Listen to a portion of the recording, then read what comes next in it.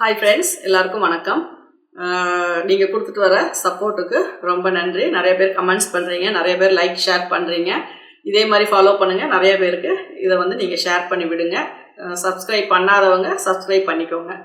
இன்றைக்கி நம்ம பார்க்க போகிற சாப்டர் என்ன அப்படின்னா, கையினுடைய சுற்றளவு அப்படிங்கும்போது ஆல்ரெடி உங்களுக்கு தெரியும். நீங்கள் மெஷர்மெண்ட் எடுக்கிற வீடியோஸ் நீங்கள் பார்த்துருந்தீங்க, அந்த கிளாஸை பார்த்துருந்தீங்கன்னா கையினுடைய நீளம் எங்கே முடியுதோ அந்த இடத்துல எடுக்கிறது தான் கையினுடைய சுற்றளவு அப்படின்னு சொல்லியிருப்போம்.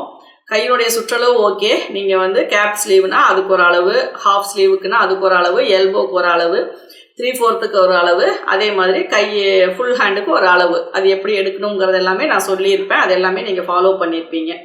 இப்போ அது ஈஸலவன்ஸ் எப்படி கொடுக்கணும் அப்படின்னு சொல்லி இதில் நான் சொல்கிறேன். நீங்கள் ஷோல்டர் டு எந்த இடம் உங்களுடைய கை, இப்போ ஒரு கேப் ஸ்லீவ் அப்படின்னா ஒரு 4 இன்ச் வருது அப்படின்னா கேப் ஸ்லீவ் டைட்டாகவும் போடலாம். கேப் மாதிரி கொஞ்சம் தூக்கிட்டு இருந்தால் தான் அது கேப் ஸ்லீவ்னு நம்ம சொல்லுவோம். சப்போஸ் அது டைட்டாக போடுற மாதிரி ஒரு இதாக இருக்குது அப்படின்னாலும் நம்ம போட்டுக்கலாம். அப்போது நம்ம அந்த இடத்துல ஈஸலவன்ஸ் கொடுக்கணுமா அப்படின்னா ரொம்ப ஷார்ட்டாக இருக்கிற வரைக்கும் நம்ம கொஞ்சம் ஒரு 1/4 இன்ச்சாவது நம்ம லூஸ் கொடுக்கணும். அதுக்கப்புறம் லென்த்து வர நம்ம ஈஸலவன்ஸ் கொடுக்கணுங்கிற அவசியம் கிடையாது. ஏன்னா அது மேக்ஸிமம் நம்ம எடுக்கிற அளவே அதுக்கு ப்ராப்பராக வரும். இப்போ 12 இன்ச்சு எடுக்கிறீங்க அப்படின்னா நீங்கள் 6 இன்ச்சு மார்க் பண்ணி ஸ்டிச் போட்டு நீங்கள் வேர் பண்ணும்போதே உங்களுக்கு கரெக்டாக தான் இருக்கும். சப்போஸ் அது ஸ்ரிங்க் ஆகும் அப்படிங்கிற மாதிரி இருந்தால் ஒரு 1/4 இன்ச்சு நீங்கள் அதிகப்படுத்தி சுற்றளவை நீங்கள் மார்க் பண்ணிக்கலாம். அப்போது கேப் ஸ்லீவ் அப்படிங்கும்போது நீங்கள் அது கொஞ்சம் ஸ்லீவ் தூக்கிட்டு இருக்கிற மாதிரி இருக்கணும் அப்படின்னா ஒரு 1/2 இன்ச்சு நம்ம லூஸ் கொடுக்கலாம். அதாவது ஈஸலவன்ஸ் ஒரு 1/2 இன்ச்சு கொடுக்கலாம். ஹாஃப் ஸ்லீவ் அப்படிங்கும்போது நமக்கு அது ரொம்ப லூஸ் தேவையில்லை. சப்போஸ் லூஸ் வேணும், அதுவுமே கொஞ்சம் தூக்கிட்டு இருக்கிற மாதிரி வேணும் அப்படின்னா அதுக்குமே ஒரு 1/2 இன்ச்சு நீங்கள் லூஸ் கொடுக்கலாம். எல்போ எடுக்கிறீங்க அப்படின்னா அதுக்கெல்லாம் உங்களுக்கு லூஸ் கொடுக்க தேவையில்லை.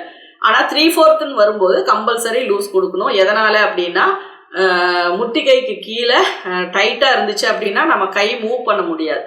எந்த ஒர்க்குமே நம்மளால் பண்ண முடியாது. ஒரு எழுதுறது முடியாது, ஒரு கட் பண்ண முடியாது, தைக்க முடியாது. வேறு எந்த ஒர்க்காக இருந்தாலுமே ரொம்ப டைட்டாக இருந்துச்சுன்னா முடியாது.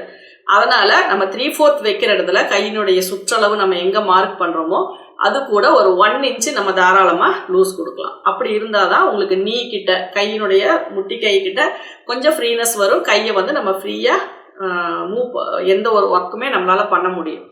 அதே மாதிரி ஃபுல் ஹேண்ட் அப்படிங்கும்போது மணிக்கட்டுக்கிட்ட நான் அளவு சொல்லியிருக்கேன். ஆனால் அளவு எங்கே எடுக்க சொல்லியிருக்கேன் அப்படின்னா நம்ம வளையல் எங்கே போடுறோமோ அந்த இடத்துல தான் நம்ம அந்த சுற்றளவு எடுக்கணும் அப்படின்னு சொல்லியிருக்கேன். அதுக்கப்புறம் நம்ம அதை கேதரிங் மாதிரியோ வைக்கலாம், இல்லை டைட்டாக பட்டன் போட்டு எப்படி வேணாலும் நம்ம மாடல் மாற்றிக்கலாம். ஆனால் கொஞ்சம் லூஸ் அப்படிங்கிறது ஒரு 1/2 இன்ச்சு நீங்கள் அதுக்கு லூஸ் கொடுக்கணும். ரொம்ப ஃபிட்டாலாம் போட முடியாது. ஒரு நெட்டில் தைக்கிறீங்க, இல்லை ஒரு ஸ்ட்ரெச்சபிள் மெட்டீரியலில் தைக்கிறீங்க அப்படின்னாலாம் நீங்கள் டைட்டாக வச்சா கூட இழுத்து போடும்போது எப்படி வேணால் கை மூவ் பண்ணிக்கலாம், ஒரு பனியன் கிளாத் மாதிரியெல்லாம் இருந்தால்.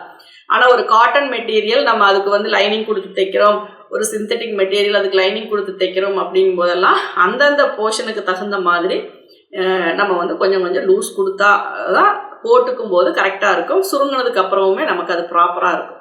அதனால் கையினுடைய சுற்றளவு அப்படிங்கும்போது நீங்கள் எடுக்கிற மாதிரி மெஷர்மெண்ட் எடுத்துக்கோங்க. அது கூட எப்படி மெஷர்மெண்ட்டை சேர்த்தணும் அப்படிங்கிறது அந்த துணிக்கு தகுந்த மாதிரி நம்ம டிசைட் பண்ணிக்கலாம். இப்போ இதுலேயுமே கையினுடைய சுற்றளவு, கையினுடைய நீளம், இது எல்லாமே பார்த்தீங்கன்னா அந்த துணியினுடைய தன்மை எவ்வளோ சுருங்கும், அதுக்கு தகுந்த மாதிரி நம்ம துணி விடணும் அப்படிங்கிறது நம்ம மைண்டில் வச்சுக்கணும். நம்ம அதை யோசிக்காமல் எப்பவும் போல் நம்ம பண்ணணும் அப்படின்னா துணிக்கு துணி வேறுபடும். அப்புறம் ஏதோ ஒரு மிஸ்டேக் வரும், அப்புறம் மறுபடியும் நம்ம ஆல்ட்ரு பண்ணணும். அதனால் என்ன மெட்டீரியல், என்ன ஸ்டைல், அதை நம்ம எப்படி ப்ராப்பராக அதை யூஸ் பண்ணணும் அப்படிங்கிறத நீங்கள் தெரிஞ்சுக்கோங்க. இந்த வீடியோ உங்களுக்கு பிடிச்சிருக்குன்னு நினைக்கிறேன். பிடிச்சிருந்தா லைக் பண்ணுங்கள், ஷேர் பண்ணுங்கள். Thank you viewers.